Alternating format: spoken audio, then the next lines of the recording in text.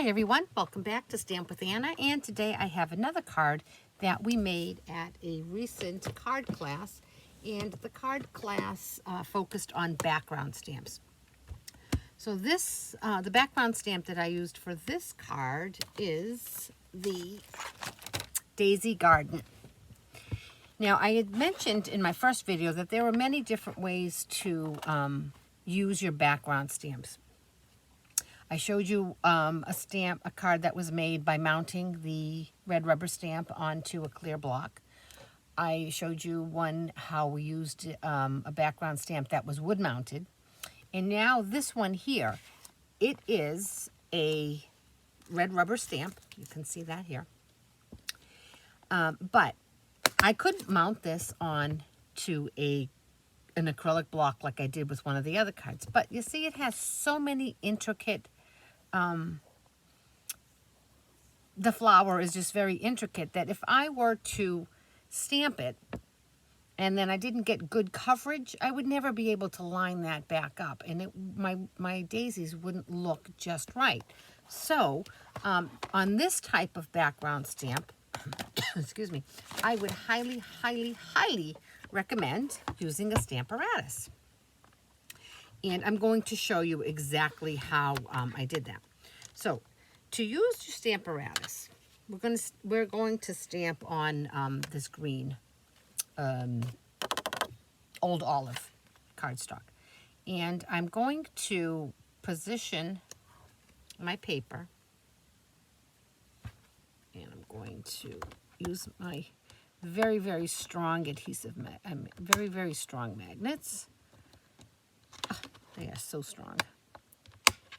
Okay, and I have this one here. This one broke in half because you're really not supposed to have them touch each other because they will break. But I'm going to try to put this one here. And I've also on these put a little bit of electrical tape so that I could use that as a way to lift my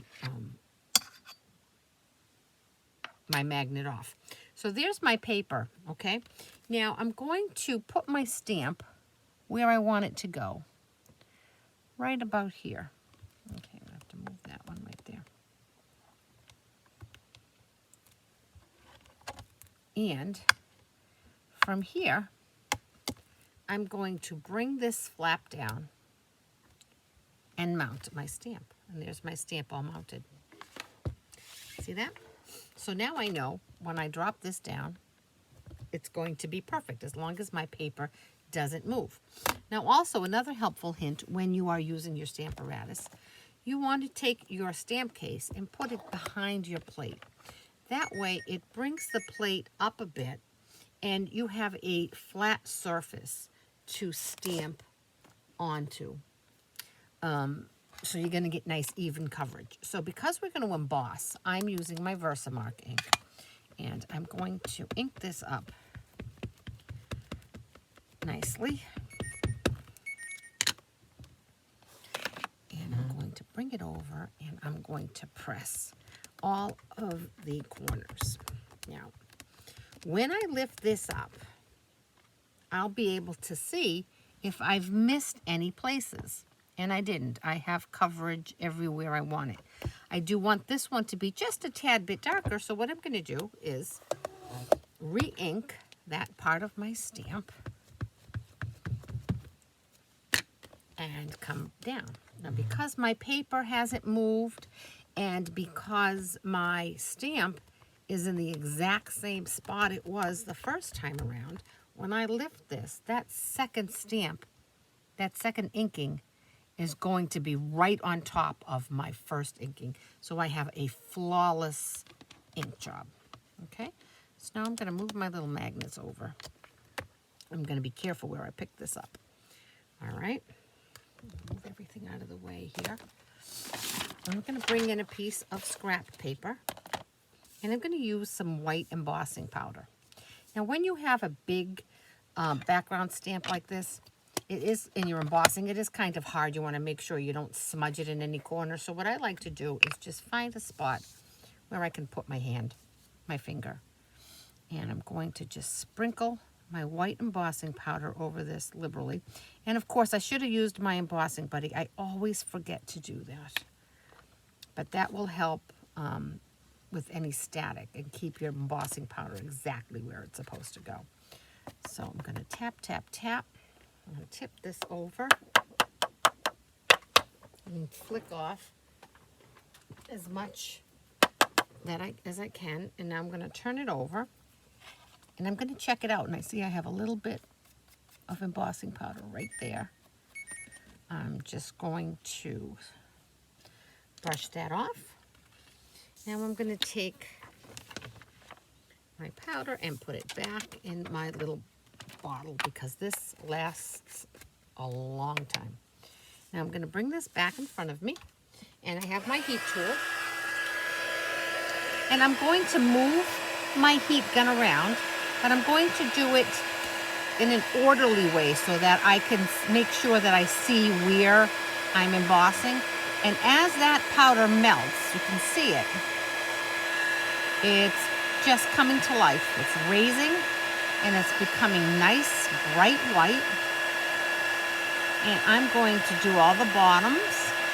And then I'm going to move over and come up a little more. And I'm going to do this off camera so that you don't have to wait and listen to my machine go round and round. So I'll finish this off camera and I'll be right back. Okay, so I'm back with this. And I did want to mention one more thing I didn't mention as I was showing you. When you're embossing, you want to always keep your heat tool moving, and you don't want to concentrate on one area for too long because you can scorch this and it'll burn it, so you won't get the effect. And I did forget to mention also that this piece of cardstock is 3 3/4 by 5. Now I'm going to bring in my paper trimmer, and I'm going to cut this into strips of 1 1/4. There's 1 1/4, and there's 1 1/4. And now I have 3 pieces of 1 1/4, and I do want to try to keep them in the correct order so that my image is right.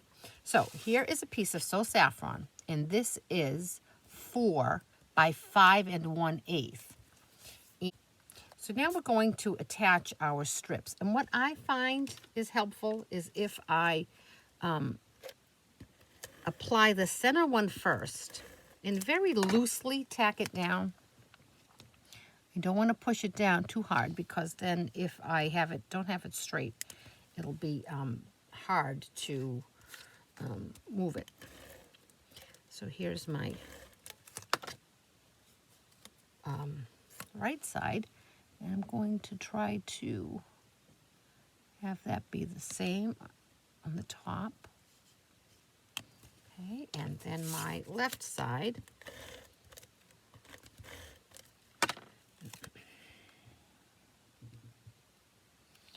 And I want to try to make sure that I have a nice even border all the way around. Now I notice that this is a little wide here, so I'm going to take this, and because I didn't press it down, I can easily move it over just a smidge so that my 2 lines on either side of it are even. So now when I look at it, it looks even to me. I can press down. All right. Now I have some ribbon. This is old ribbon, very old. It is Blushing Bride, and it's a stitched grosgrain. So I'm going to just make a knot a bow off to the side here. Let me just do this the other way. I want my bow on this right side here.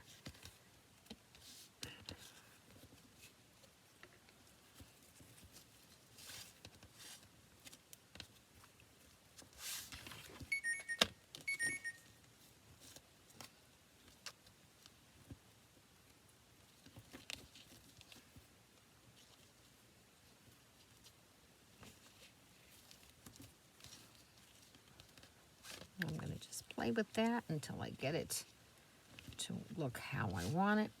And with my ribbon scissors, oh, keep going off camera, I'm so sorry. I'm going to just trim my tails. And if you find that your bow is not sitting as perfectly as you want it, a little trick here is to take a glue dot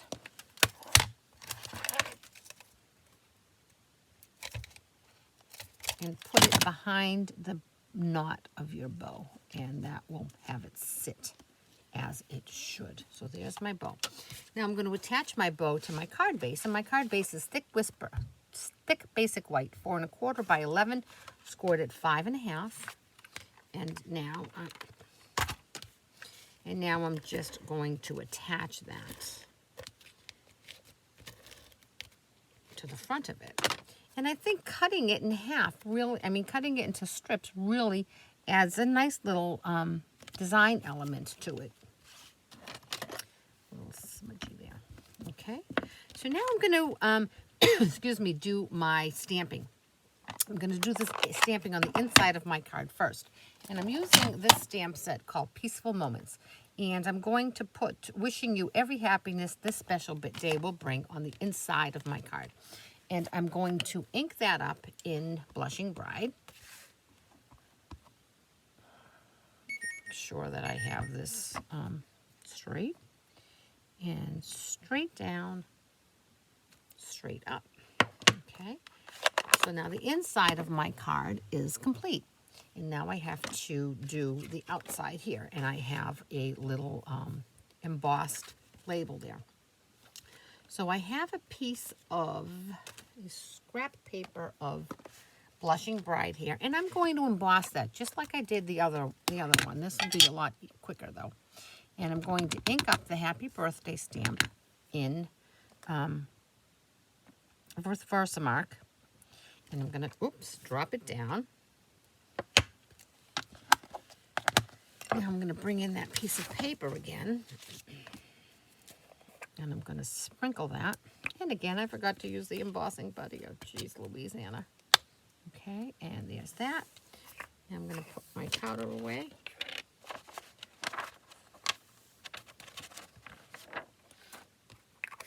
And grab my embossing gun again. My heat tool. And this will go a lot quicker. My gun is already heated up.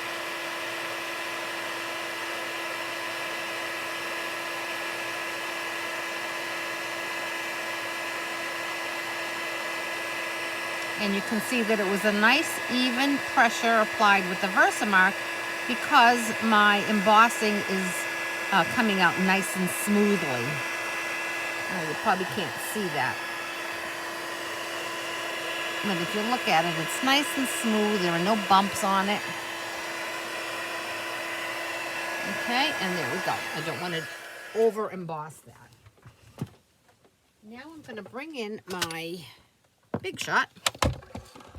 And I apologize, my phone keeps beeping here.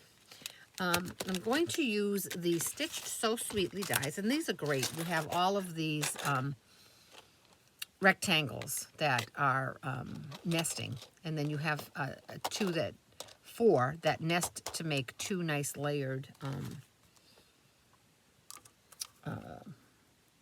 frames. So I'm going to center that up and run it through.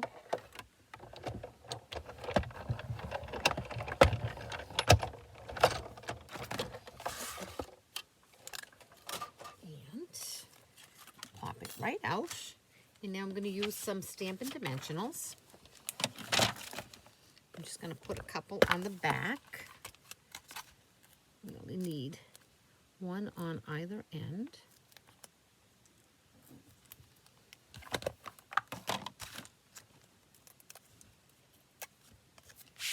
And I'm going to put this right here. So I want to still be able to see a lot of that top daisy. And there we go. super sweet, isn't it? And that's another way to use a background stamp. And like I said, for this one here, because it was so, the design, the image was so intricate, the Stamparatus really is a must so that you make sure you get good coverage on that. So here we go. Happy birthday. Wishing you every happiness this special day will bring. I hope you've enjoyed this card. And if you have any questions at all about any of the products or the project, certainly contact me through my blog, www.stampwithanna.blogspot.com. And while you're here, if you enjoyed this video, I'd love it if you'd give me a thumbs up and if you would subscribe to my channel. Thanks so much, and I'll catch you back here later with another card.